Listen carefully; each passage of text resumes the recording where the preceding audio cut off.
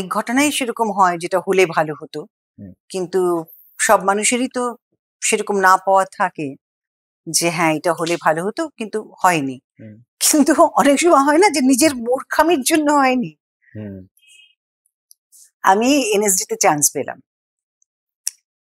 Chance পাওয়ার পরে ওখানে আমাকে ইন্টারভিউতে ডাকা হলো। আমি রতন থিয়াম আমার মনে আছে, টানা 45 মিনিট আমাকে এক্সটেম্পোর অভিনয় করালেন।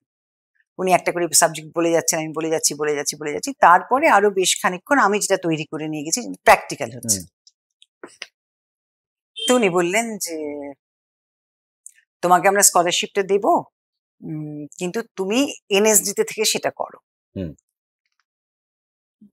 তো আমি ওই যে আমার আমি যেটা করেছি সেটাকে আমি এখনো ঠিক বলে মনে করি।